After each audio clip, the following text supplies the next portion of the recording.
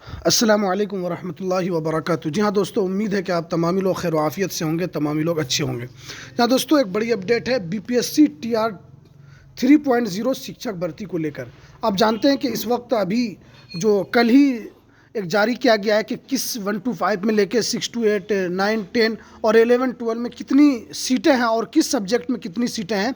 ये तमाम चीज़ों को लेकर मैंने कल इसके ऊपर वीडियो बनाया था और मैंने आपको बताया था किस सब्जेक्ट में किस में कितनी भर्ती है। तो आप क्या फॉर्म की जो तारीख है क्या वो आगे बढ़ेगी और एज लिमिट में क्या 10 साल की छूट मिलेगी। और इसमें आप तो आज बात करेंगे क्या 3 से 5 अटैम्प्ट का आपको मौका मिलेगा और सीटेट में कम नंबर वालों को मौका मिलेगा, सीटेट में जो अपेयरिंग है क्या उनको भी मौका मिलेगा। ये तमाम जानकारी आज आपके लिए काफ़ी अहम अपडेट है। और 1 to 5 और 6 to 8 और 9, 10, 11, 12 इन तमाम के लिए कितने फॉर्म भरे गए हैं और क्या आप इसके अंदर इस बार कंपटीशन रहेगा या नहीं रहेगा, पूरी जानकारी आपको इस वीडियो के अंदर हम बताएंगे। तो वीडियो शुरू करने से पहले आपसे एक छोटी सी रिक्वेस्ट है, आप अगर हमारे इस चैनल पर नए हैं तो इस चैनल को ज़रूर सब्सक्राइब कर लें, बेल के आइकन को ज़रूर प्रेस कर लें ताकि आपको ऐसे ही लेटेस्ट वीडियो की जानकारी आपको सबसे पहले मिल सके। तो चलिए हम वीडियो को शुरू करते हैं। अब सबसे पहले आप देखिए कि शिक्षक भर्ती में सबसे कम आवेदन उच्च माध्यमिक में। आप जानते हैं कि सर्कुलेट जारी कर दिया गया है और किस में कितनी सीटें हैं। अब देखिए तीसरे चरण की शिक्षक नियुक्ति परीक्षा में सबसे अधिक आवेदन 6ठी से 8वीं के लिए प्राप्त हुआ है, यानी सबसे ज़्यादा आवेदन 6 to 8 के लिए हुआ है। आप जानते हैं मैंने कल बनाया था वीडियो इसके ऊपर कि कितनी सीटें हैं, किस में 1 to 5 में कितनी, 6 to 8 में, 9 to 11, 12 में कितनी सीटें हैं। लेकिन इसमें बताया गया कि सबसे ज़्यादा अगर जो रजिस्ट्रेशन हुआ है, सबसे ज़्यादा जो फॉर्म भरा गया है 6 to 8 में, यानी 6ठी से 8वीं के लिए पास हुआ। ये सबसे कम आवेदन उच्च माध्यमिक के लिए हुआ है। 1 से 5 के लिए 1,03,000 आवेदन, तो 6ठे से 8वीं के लिए 1,42,220 और 9वीं व 10वीं के लिए 1,02,450 और आवेदन आएगा। और उच्च माध्यमिक में 37,956 आवेदन इसमें प्राप्त हुए हैं। आप जानते हैं कि सबसे ज़्यादा जो सीट है वो 11, 12 में, आप जानते हैं कि उसके अंदर 30,000 के करीब करीब सीट है। लेकिन इसके अंदर जो अब लोगों ने जो रजिस्टर किया है 37,956। तो आपको ये लगे कि उच्च माध्यमिक तो ज़्यादा कंपटीशन नहीं रहेगा। हो सकता है कि आप अगर थोड़ा सा भी मेहनत करेंगे इसमें हो सकता है कि आपका सिलेक्शन हो जाए उच्च माध्यमिक में। और अगर आपको सबसे ज़्यादा कंपटीशन आपको अगर देखने को मिलेगा तो 6 to 8 में आपको सबसे ज़्यादा कंपटीशन देखने को मिलेगा और 1 to 5 में मिलेगा, लेकिन 6 to 8 में ज़्यादा है। इसलिए कि 6 to 8 में DLED वाले भी इसके अंदर सेकंड पेपर जिसका पास हुआ तो वो 1 to 5 में भी फॉर्म भर देते हैं और 6 to 8 में भी, क्योंकि अगर उसका सीटेट का सेकंड पेपर अगर हो जाता है तो वो 6 to 8 में भी भर देते हैं। तो उनके लिए दो रास्ते हो गए, अगर 1 to 5 में उनका नहीं होता है तो 6 to 8 में होगा, और अगर 6 to 8 में नहीं होता है तो उनका 1 to 5 में हो जाएगा। तो ये है DLED में अगर आपने सीटेट का दोनों पेपर निकाला है तो आपके लिए इसमें दोनों में मौका मिल सकता है। लेकिन अगर सबसे ज़्यादा आवेदन है तो 6ठी से 8वीं में, तो वो जो 1 to 5 वाले हैं जो उनके लिए अच्छा मौका है कि वो थोड़ा सा भी मेहनत अगर करते हैं और अगर थोड़ा से और ज़्यादा मेहनत करेंगे तो हो सकता है कि 1 to 5 में भी उनका निकल जाए। इसलिए कि यहाँ पर 1 to 5 में 1 लाख से ऊपर आवेदन है, लेकिन 1 to 5 में सीट भी है। उसी हिसाब से हो सकता है कि एक वैकेंसी पर 4 या 5 बच्चे का उसमें कंपटीशन हो। लेकिन इस मरतबा आवेदन जो सबसे आवेदन कम क्यों आया, इसलिए आप जानते हैं TR 1, TR 2 में कितने आवेदन आए थे, बहुत ज़्यादा आवेदन आया था। इस मरतबा आवेदन कम आने की वजह सबसे है कि इसमें एज, बहुत सारे लोगों का एज ख़त्म हो गया है। बहुत सारे लोग इस फॉर्म को नहीं भर सकते, वो फॉर्म भरने के लिए जा रहे हैं, अपने एज डाल रहे हैं, तो वहाँ पर जब एज ज़्यादा हो रहा है 37 से ज़्यादा तो वहाँ पर एज नहीं लिया जा रहा है।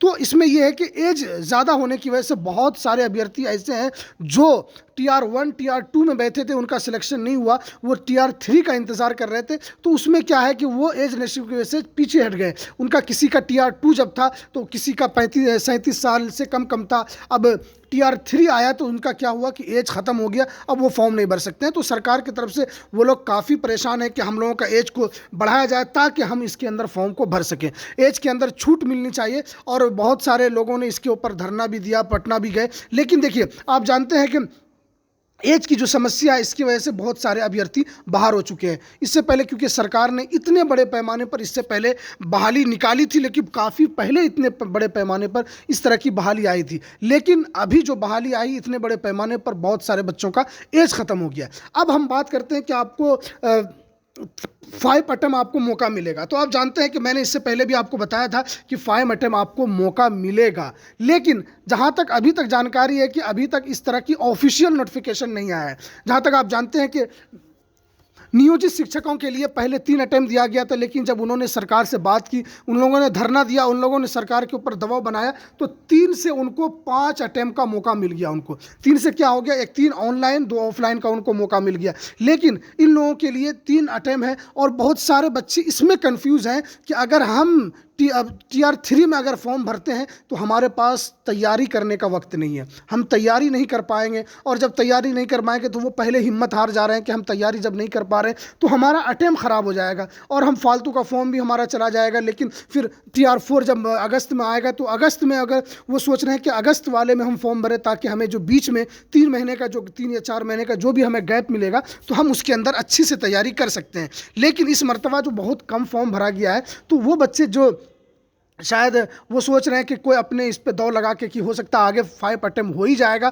तो इस मरतबा भी भर देते हैं, आगे जो होगा देखा जाएगा। लेकिन बहुत सारे बच्चे इसी वजह से कंफ्यूज हैं, वो फॉर्म नहीं भरे हैं। वो जानते हैं कि अगर मौका नहीं मिलेगा तो हमारा ये लास्ट मौका होगा और हमने इसके ऊपर तैयारी भी नहीं की है, और ये वजह भी हो सकती है कि इन लोगों ने इसीलिए इसमें फॉर्म नहीं भरा है। अब देखिए, अब हो सकता है कि शिक्षक की जो कमी हो रही है, जो फॉर्म भरने की जो कमी हो रही है, हो सकता है कि बहुत सारे लोग इस तरह भी हैं जो जिनका लास्ट अटेम्प्ट वो भी फॉर्म नहीं भर रहे हैं। तो क्या अगर इस तरह कमी आने की वजह से, तो फॉर्म का जो डेट है वो तो आज ही तक है, अगर फॉर्म इस तरह कम आवेदन आते हैं तो हो सकता है कि आपका 2 से 3 दिन डेट बढ़ाया जाए। फॉर्म का डेट जानते हैं कि अभी आज है, और 25 तारीख तक लेट फीस के साथ आप फॉर्म भर सकते हैं। कोई नहीं चाहेगा कि हम लेट फीस के साथ फॉर्म भरें, वो आज रात तक बगैर लेट फीस के आप फॉर्म भर सकते हैं, जो 23 फ़रवरी इसमें बताया गया है। लेकिन इसमें बहुत सारे बच्चे एज की वजह से छट गए। क्या सीटेट अपेयरिंग वाले को मौका मिलेगा? तो पहले ही मैं आपको बता दूं कि जब भी BPSC की तरफ से जो नोटिफिकेशन आया था उसमें बता दिया गया था कि किसी भी अपेयरिंग कैंडिडेट को मौका नहीं मिलेगा, चाहे वो B.Ed के अपेयरिंग कैंडिडेट हो या DLED के हो या सीटेट को हो या स्टेट के हो, किसी भी अपेयरिंग कैंडिडेट हो, किसी को मौका नहीं दिया जाएगा। तो अपेयरिंग वाले का तो कोई सवाल ही नहीं कि उनको किसी तरह का मौका मिले इसके अंदर और वो किसी तरह का इसके अंदर फॉर्म भर सके। तो लेकिन इसके अंदर उन लोगों के साथ अगर अच्छा एक इंसाफ किया जाए कि ताकि उनका एज बढ़ाया जाए, एज को छूट उसके अंदर दिया जाए, तो वो लोग भी इसके अंदर शामिल हो सकते हैं। लेकिन एज की वजह से जो काफ़ी लोग छट गए, हो सकता है इसी वजह से आवेदन कम आ रहा हो। और इसमें आपने बता दिया कि इससे तो अंदाज़ा हो गया कि किसके अंदर सबसे ज़्यादा फाइट होगा। उच्च माध्यमिक के अंदर तो बहुत ही मतलब कम फाइट है। हो सकता है कि जो फॉर्म उसके अंदर भरेंगे उसके अंदर हमको लगता है 100 में तो 90 बच्चे उसके अंदर पास ही हो जाएंगे, हो सकता है 10 बच्चे आगे पीछे हो सकते हैं। इसलिए जो 1 to 5 और 6 to 8 में ज़्यादा भीड़ है, लेकिन 6 to 8 में कुछ ज़्यादा है, 1 to 5 में भी है, लेकिन वो है उतनी नहीं है। लेकिन देखिए, अब आपको करना क्या है? अब आपको ये करना है कि 5 अटेम्प्ट आपको लगता है कि हम इस मर्तबा भी नहीं निकाल पाएंगे, आपको तैयारी करने का वक्त नहीं मिला, आप ये सोच रहे हैं कि अगस्त वाले में हम फॉर्म भरेंगे, तो वो आपके ऊपर है। देखिए, सरकार की तरफ से अभी तक ऑफिशियल नोटिफिकेशन नहीं आया है। बहुत सारे लोग इसी वजह से भर दे रहे हैं कि आगे मिलेगा ही, अब नहीं मिला तो उनका तो ख़राब हो जाएगा। लेकिन अब देखिए कि सरकार को इस पर ज़रूर ध्यान देना चाहिए। आपने इससे पहले में आपने रिलेशन छूट दिया इसके अंदर एज में, लेकिन इस मर्तबा भी आपको एज के अंदर छूट देनी चाहिए, लेकिन आपने नहीं दिया है।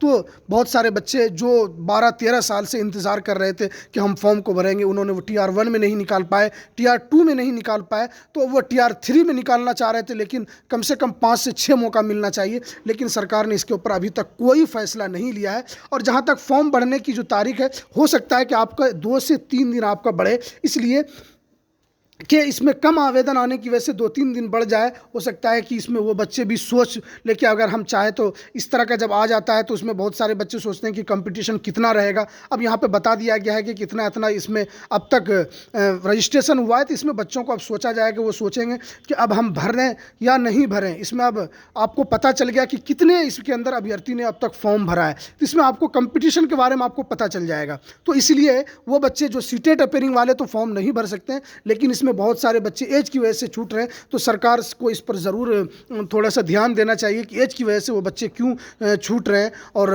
एज अगर उनको मिल जाता है तो उनकी एक ज़िंदगी भविष्य जो आगे की है वो सुधर जाएगी। तो ये सरकार की तरफ से, देखिए आप लोगों की तरफ से काफ़ी मेरे पास मैसेज आता है कि एज के अंदर छूट मिलनी चाहिए, तो हम आपकी आवाज़ को हमेशा उठा रहे हैं और उठाते रहेंगे जब तक ये आपका एग्ज़ाम चलता रहेगा। तो इसलिए आप हमारा साथ दें, वीडियो को ज़्यादा से ज़्यादा शेयर करें, चैनल को ज़रूर सब्सक्राइब कर लें। तो ये कुछ कुछ अहम जानकारी जो कि मैंने आपके सामने बताया। तो हमें दीजिए इजाज़त, फिर मिलते हैं किसी नेक्स्ट वीडियो में किसी नई अपडेट के साथ। अस्सलामु अलैकुम वरहमतुल्लाहि वबरकातुहू।